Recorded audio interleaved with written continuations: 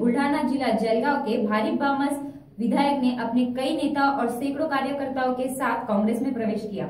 जलगांव जामोद के भारिप बामस से विधायक की सीट से खड़े होकर 61,000 वोट लेने के बावजूद भी भारिप से कुछ नाराजगी जताई और इसके चलते संग्रामपुर तहसील बरवट बकाल में मुकुल वासनिक, मानीराव ठाकरे और बुल्ढाना जिला अध्यक्ष राहुल बोंद्रे, कांग्रेस के कई नेता और सैकड़ों कार्यकर्ताओं के साथ प्रसेनजीत पाटिल ने आज कांग्रेस में प्रवेश किया है और कहा है कि अब कांग्रेस की जीत शुरू हो गई है।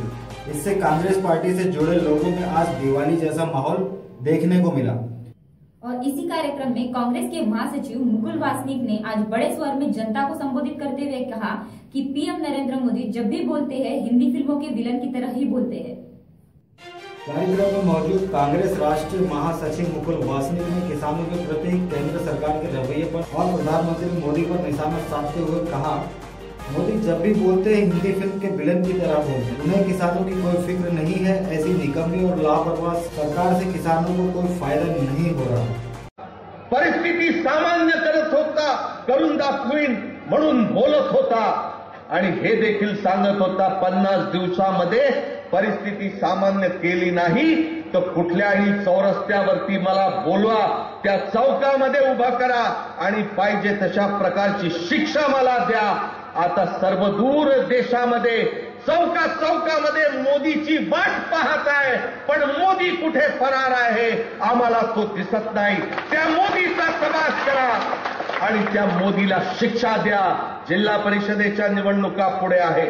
पंचमध्ये रस्त्यात भेटले, त्यांनी सांगितलं की मागच्या वर्षी 9,500 पासून तर 10,500 पर्यंत तुरीला भाव होता आणि आज तो कुठेतरी 3,500, 4,000, 4,500 पर्यंत आज शेतकऱ्याला भेटत आहे। याचा संपूर्ण दोष नरेंद्र मोदीवरती आहे।